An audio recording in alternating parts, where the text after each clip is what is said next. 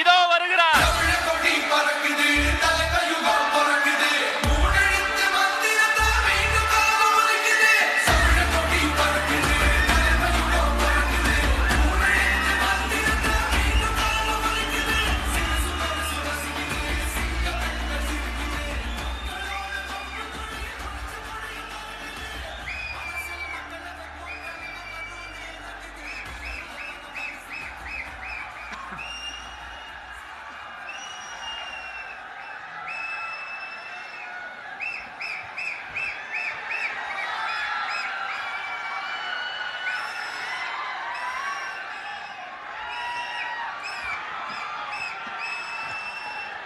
My friend, my brother, comrade in arms, founder, Jan Suraj Party, திரு பிரசாந்த் கிஷோர் அவர்கள் இன்னைக்கு நம்மளுடைய இந்த தமிழக வெற்றி கழகத்தினுடைய 2ஆம் ஆண்டு துவக்க விழாவிற்கு சிறப்பு விருந்தினராக கலந்துக்கிட்டு பேசியது மிக்க மிக்க மகிழ்ச்சி. அவருக்கு என்னுடைய மனமார்ந்த நன்றியை தெரிவிச்சுக்கிறேன். We are an emerging primary political force in Tamil Nadu politics with a firm commitment to create history in the upcoming 2026 assembly elections of Tamil Nadu, like 1967 and 1977 assembly elections of our state. Without compromising our party's ideological principles at any cost, I am here to collaborate and work with you towards upholding the secular and democratic ideals in TN and beyond. என் நெஞ்சில் குடியிருக்கும்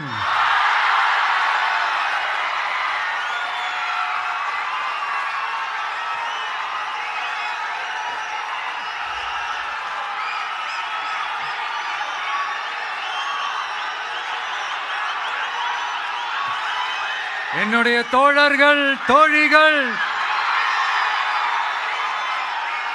எல்லாருக்கும் என்னுடைய வணக்கம். வணக்கம் வணக்கம்.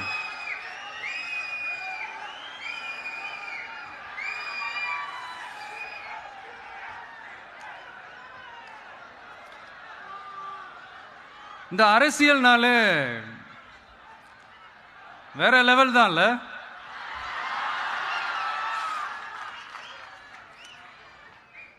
ஏன்னா இந்த அரசியலில் மட்டும்தான் வித்தியாசமான ஒன்று நம்ம பார்க்கலாம். யார் யாரை எப்போ எதிர்ப்பாங்கன்னே நமக்கு தெரியாது. யார் யாரை எப்போ ஆதரிப்பாங்கன்னே நமக்கு தெரியாது. அதை கணிக்கவே முடியாது.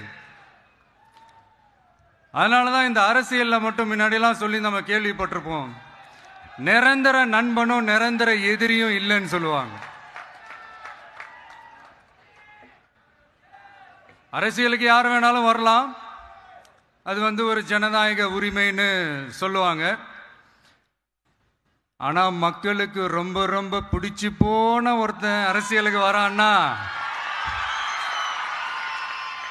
அதை கண்டிப்பாக நல்லவங்க எல்லாம் வரவேற்பாங்க. ஆனால் ஒரு சில இந்த அதிகார இல்லை அது வேணாம், ஒரு சில பேருக்கு மட்டும் கொஞ்சம் எரிச்சல் வரத்தானே செய்யும். அது இருக்கும் தானே. என்னடா இவன் திடீர்னு ஒருத்தன் என்ட்ரி கொடுத்துட்டானே, இது வரைக்கும் நாம சொன்ன பொய்யெல்லாம் நம்பிக்கிட்டு மக்கள் நமக்கு ஓட்டு போட்டுக்கிட்டு இருந்தாங்களே, ஆனா இப்ப இவன் சொல்றதெல்லாம் பார்த்தா மக்கள் மனசுக்கு ரொம்ப நெருக்கமா வேற இருக்குது. அதுவே நமக்கு ஒரு பெரிய நெருக்கடியாகவும் இருக்குது. இவனை என்ன பண்ணலாம், என்ன செய்யலாம், எப்படி இவனை இது பண்ணலாம், க்ளோஸ் பண்ணலாம்.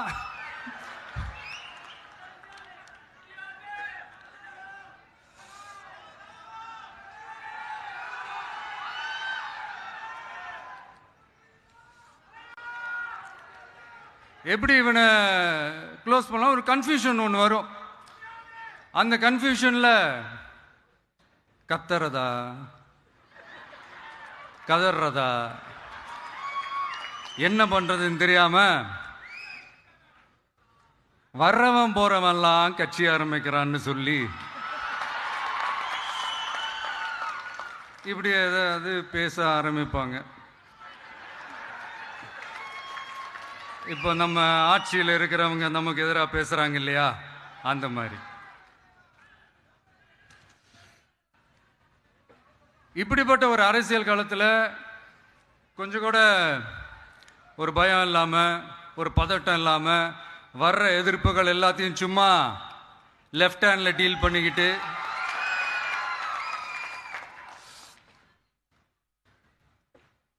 இதோ நம்மளுடைய தமிழக வெற்றி கழகம் முதலாவது ஆண்டை கடந்து இப்போ 2வது ஆண்டில் அடி எடுத்து வைக்கிறோம். இந்த ஒரு காலகட்டம் தான் மிக முக்கியமான ஒரு காலகட்டம். ஏன்னா ஒரு அரசியல் கட்சிக்கு ஒரு பெரிய பலமே அந்த கட்சியினுடைய கட்டமைப்பு தான். அதுதான் அந்த கட்சியினுடைய ஒரு வேறு மாதிரி, ஒரு அடிப்படை பலமே அதுதான். ஒரு ஆலமரம் மாதிரி ஒரு கட்சி ஒன்று வளரணும்னா அதுக்கான அந்த வேர்களும் விழுதுகளும் ஸ்ட்ராங்காக இருக்கணும் இல்லையா? அப்படிதான் நம்மளுடைய இந்த அமைப்பை பலப்படுத்துகிற ஒரு வேலையை தான் இப்போ நம்ம செஞ்சுக்கிட்டு இருக்கிறோம். தமிழ்நாடு முழுக்க மாவட்ட நிர்வாகிகள் எல்லாரையும் தேர்ந்தெடுத்து அறிவிச்சிட்டு இருக்கிறோம். இந்த நேரத்தில் நம்ம மேலே ஒரு கம்ப்ளைண்ட், அது என்னன்னா, அதுதான் எனக்கும் புரியல. நம்மளுடைய மாவட்ட நிர்வாகிகள் எல்லாருமே வெறும் இளைஞர்களாகவே இருக்கிறாங்களாம். ஏன் இருந்தா என்ன?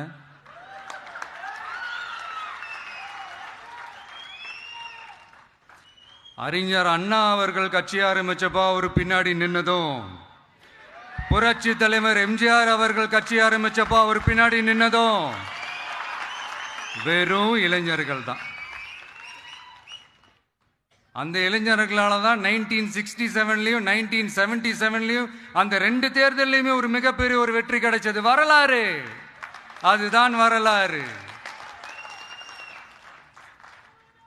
இப்போ அதே மாதிரி நம்ம மேல இன்னொரு கம்ப்ளைண்ட், அது என்னன்னா, நம்மளுடைய கட்சி நிர்வாகிகள் எல்லாருமே சாதாரண குடும்பத்திலிருந்து வந்தவங்களாம். அதே தான் இங்கேயும் கேட்குறேன், ஏன் வரக்கூடாதா?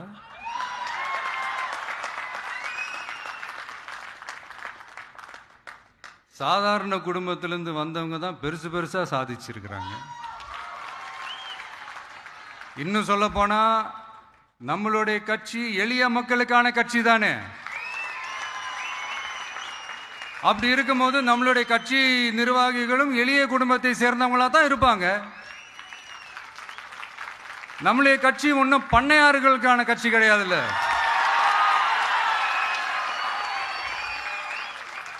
முன்னாடிலாம் அந்த காலத்துல பண்ணையாருங்க தான் பதவியில் இருப்பாங்க. இப்ப கொஞ்சம் உள்டா மாறிடுச்சு, பதவியில் இருக்கிறவங்களாம் பண்ணையாரா மாறிடுறாங்க.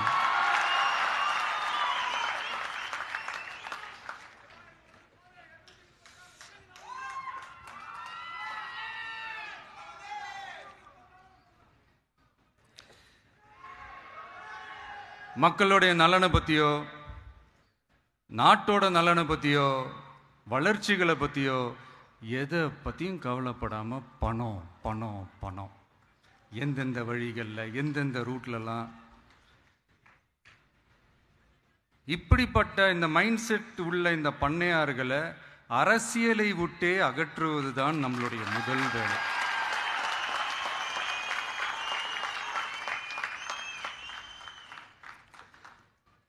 அதை ஜனநாயக முறைப்படி நம்ம செய்யறதுக்கு தான் 2026 தேர்தலை நம்ம சந்திக்க போகிறோம். அந்த தேர்தலை சந்திக்க ரொம்ப ரொம்ப முக்கியமான விஷயம் பூத் லெவல் ஏஜென்ட்ஸ், BLA அப்படின்னு சொல்லுவாங்க. அது ரொம்ப ரொம்ப முக்கியம்.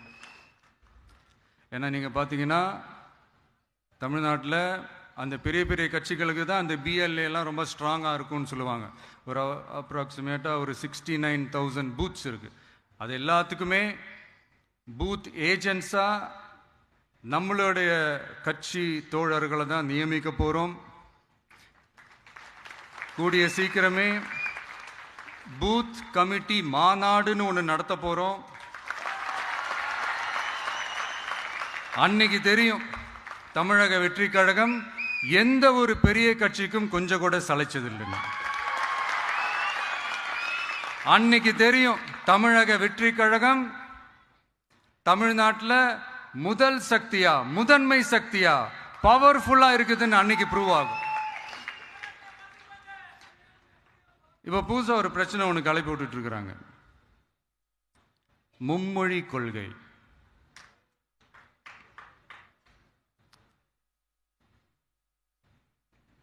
அதாவது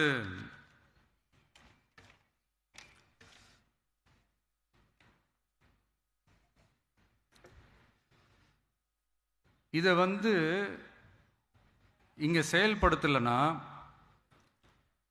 இந்த கல்விக்கான நிதியை நம்மளுடைய மாநில அரசுக்கு கொடுக்க மாட்டாங்களாம். இந்த எல்கேஜி யூகேஜி பசங்க சண்டை போட்டுப்பாங்க தெரியுமா? அந்த மாதிரி கொடுக்க வேண்டியது அவங்களோட கடமை. இங்க இவங்க வாங்க வேண்டியது இவங்களுடைய உரிமை. ஆனா இவங்க ரெண்டு பேரும் இங்க எவ்வளவு சீரியஸா ஒரு பிரச்சனை ஓடிட்டு இருக்கு. இவங்க ரெண்டு பேரும் அதாங்க நம்ம பாசிசமும் நம்ம பாயாசமும்,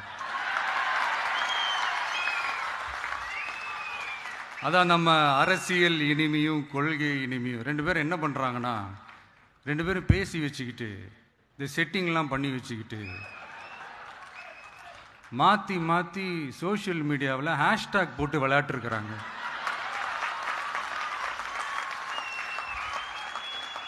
இங்கே என்ன நடந்துகிட்டு இருக்கு? அதாவது இவங்க ரெண்டு பேரும் அடிச்சுக்கிற மாதிரி அடிச்சுப்பாங்களாம். அதை நாங்கள் நம்பணுமா? மக்கள் நம்பணுமா? What bro, it's very wrong bro.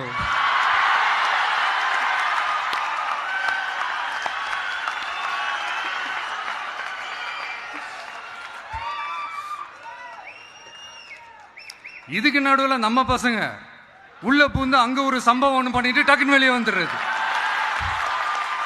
TV K for TN அப்படின்னு சொல்லி. யார் சார் நீங்களா? எங்க சார் இருக்கிறீங்க? ஸ்லீப்பர் செல்ஸ் மாதிரி.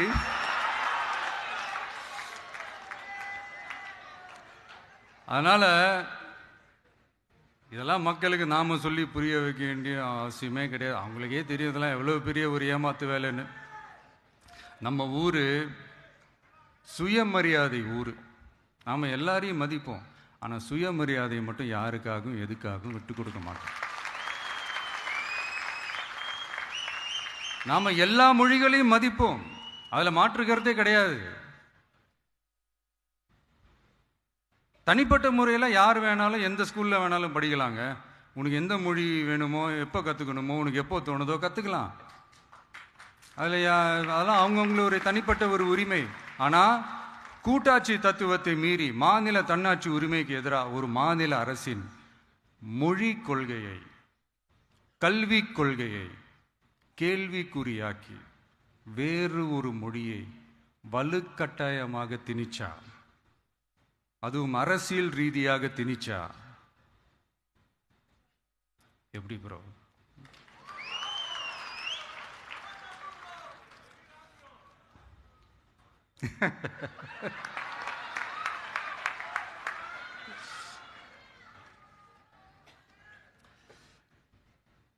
அதனால நம்மளுடைய தமிழக வெற்றி கழகம் சார்பாக நாமளும் இந்த பொய் பிரச்சாரங்களை எல்லாம் புறம் தள்ளிவிட்டு இதை நாங்கள் உறுதியாக எதிர்ப்போம்.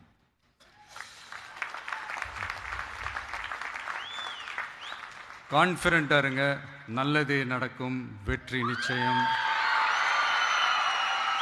மீண்டும் சந்திக்கும் வரை நன்றி, வணக்கம்.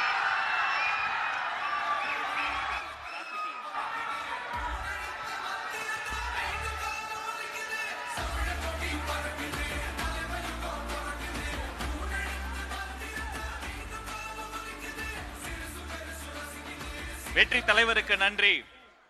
அண்ணன் சொன்னதை போல பாசிசம் பாயாசம் ரெண்டுத்துக்கு சேர்த்து சொல்வோம், கெட் அவுட். நிகழ்ச்சியில் அடுத்து நன்றியுரை வழங்குவதற்காக கழக பொருளாளர் திரு பி வெங்கட்ராமன் அவர்களை அன்போடு அழைக்கிறோம்.